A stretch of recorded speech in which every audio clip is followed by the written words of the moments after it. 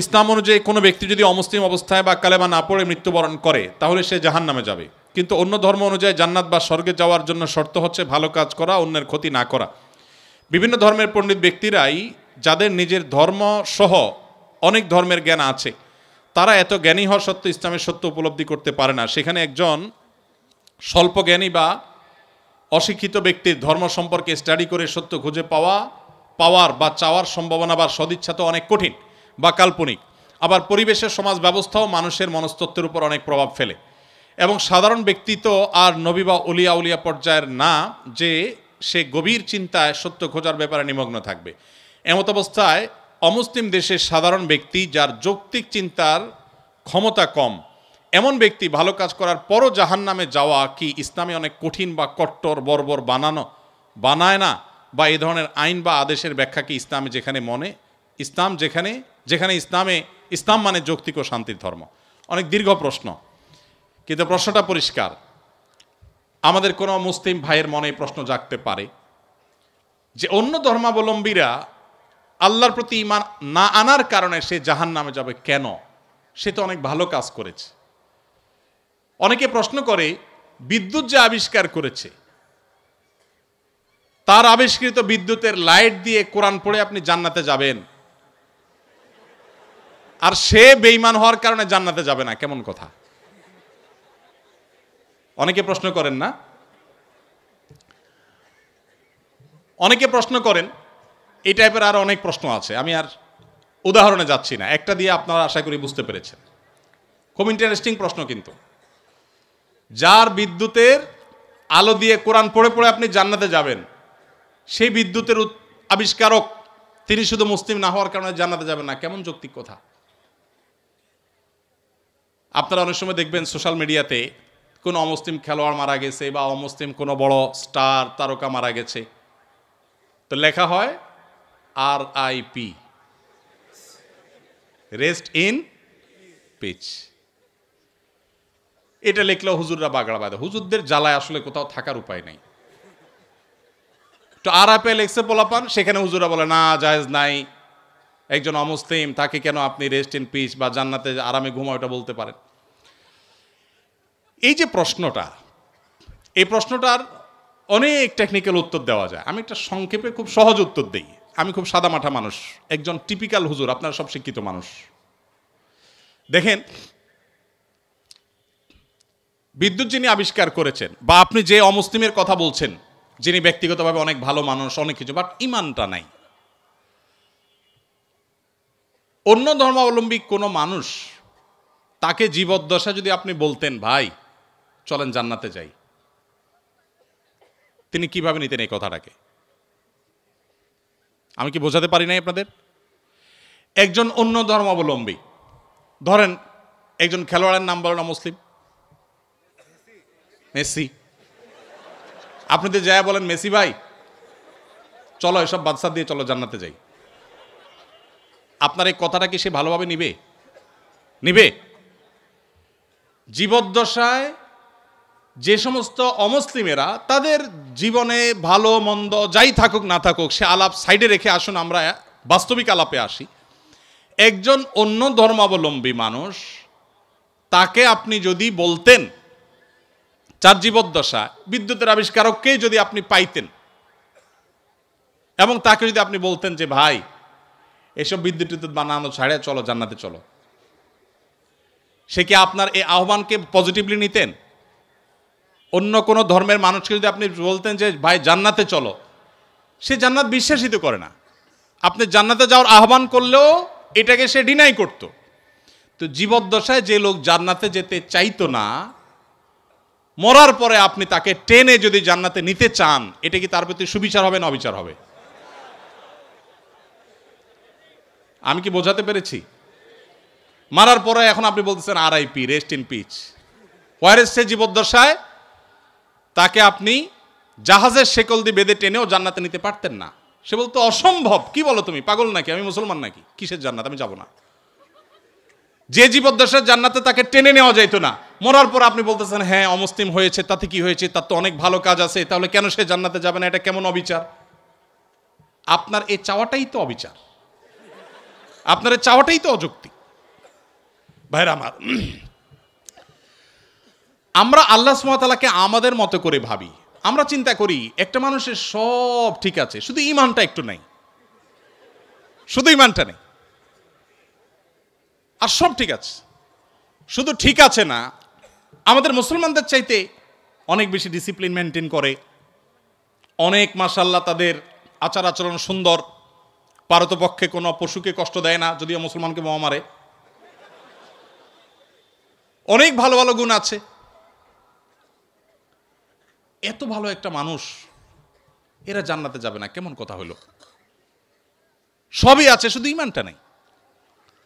ব্যাপারটা কেমন হয়েছে? ধরুন এই যে মোবাইল ব্যাংকিং, নগদ, বিকাশ, সেটা এম ক্যাশ, অনেকগুলো আছে। মোবাইল ব্যাংকিং বা এই যে ডিজিটাল পৃথিবীতে যে অ্যাকাউন্ট নম্বর, এই টেকনোলজি সম্পর্কে কোনো ধারণা নাই। আফ্রিকার জঙ্গল থেকে একটা মানুষকে আপনি তুলে আনলেন, যেই লোকটা, বা আফ্রিকার জঙ্গল যাওয়া লাগবে না, আমাদের দেশে এখনো অনেক মানুষ এমন থাকতে পারে, কোনো গ্রামে গঞ্জের চিপা চাপায় এমন কোনো মুরব্বী বৃদ্ধ মানুষ থাকতে পারে যে এগুলো কিছু বুঝেন না, যে নাম্বারগুলা ভ্যালু কি। এরকম কোনো মানুষের সামনে ধরুন দুটা লোক ঝগড়া করছে তাদের পাওনা টাকা নিয়ে, একজন পাওনাদার আর একজন দেনাদার। পাওনাদার ঝগড়া করছে যে আমি যেই নাম্বার দিলাম, তুমি সেই নাম্বারে টাকাটা না দিয়ে আরেক নাম্বার দিছো, তুমি এত বড় একটা ভুল করলা, টাকাটা আমি পাইলাম না, আমার দরকার ছিল, তোমার সাথে কমিটমেন্ট ছিল, তুমি দিবা, কেন দিলা না? এটা নিয়ে তিনি খুব ঝামেলা করছেন। আর ওই বেচারা বলতেছে, ভাই সবই ঠিক আছে, শুধু একটা ডিজিট ভুল হয়েছিল, জাস্ট একটা ডিজিট। টাকা তো আমি ভাই পুরাটাই দিছি, 10,000 দিছি, একটা ডিজিট ভুল হয়েছে, এত চিল্লাচিল্লির কি আছে ভাই? আরেক ভদ্রলোক তিনিও দেনাদার, তিনি 10,000 জায়গায় মাত্র 2,000 দিয়েছেন, তিনিও 10,000 দেনা ছিলেন। তার ব্যাপারে সে এতটা রাগারাগি করছে না, বলছে ভাই 2,000 দিছো, তাও তো দিছো, আমার অ্যাকাউন্টে আসছে ঠিক মতো, ভালো, আর বাকিটা দিয়ে দিও টাইম মতো, ঠিক আছে। এখন ওই যে বৃদ্ধ চাচা, যে এই টেকনোলজি সম্পর্কে কোনো ধারণা নাই, সে চাচা এসে এখন বলতেছে, ভাই একটা লোক 2,000 দিল, তুমি খুশি হয়ে গেলা, আর এই বেচারা 10,000 দিল, 10,000 দিছে, পুরাটাই দিছে, লাগলে আরো 2,000 হয়তো বাড়াইয়াও দিছে, শুধু একটা ডিজিটের ভুলের কারণে এত চেতাচেতির কি আছে? এই চাচাকে কেউ বুঝাইতে পারবে? কেন বুঝাইতে পারবে না? কারণ এই টেকনোলজিটা তার জানা নাই। ভাইরা আমার, আমাদের অনেক বন্ধু আছেন যারা আল্লাহর অনেক বিধানকে, শরিয়ার অনেক বিধানকে, কোরআনের অনেক নির্দেশকে তাদের লজিক দিয়ে তারা বিচার করে। এটা তো ইলজিক্যাল, এটা তো অযৌক্তিক। আরে ভাই, আরবিতে একটা প্রবাদ আছে, আল ইনসানু আদাউল লিমা জাহিলু, মানুষের কাছে যে বিষয়ে অজানা থাকে সেটা তার কাছে শত্রু মনে হয়। আপনি যে টেকনোলজি জানবেন না সেটা আপনার কাছে ইলজিক্যাল মনে হবে। বিদ্যুৎ আবিষ্কার হয়েছে আজ থেকে কত বছর আগে?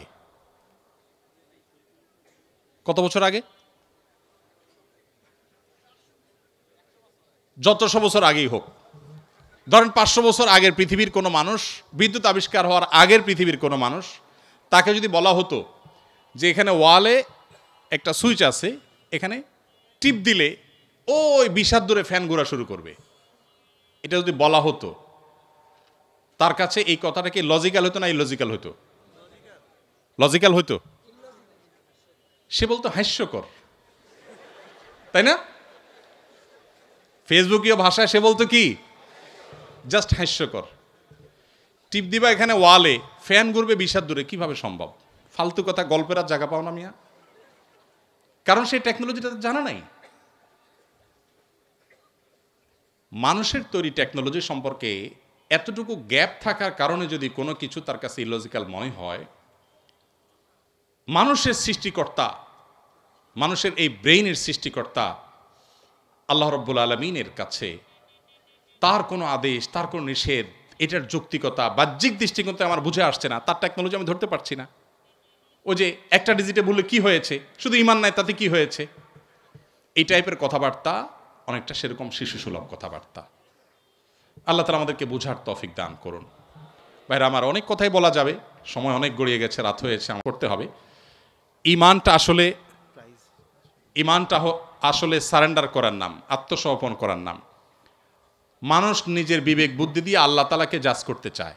আমাদের তরুণরা, আপনারা বয়সে বেশিরভাগ এখানে আমাদের টিচারদার যারা আছেন, আমার পিতৃতুল্য, বড় ভাই তুল্য, তারা বাদে বাকি যারা আছেন সবাই স্টুডেন্ট। আপনারা এই বয়সটাতে অনেক হেয়ালিপনা আসে। ওই যে বৃদ্ধ চাচার মতো ডিজিটের হিসাব কষাকষি শুরু হয়, আল্লাহর সাথে পাল্লা দেয়া দেই শুরু হয়। আল্লাহ এটা কেন বললেন, ওইটা কেন বললেন?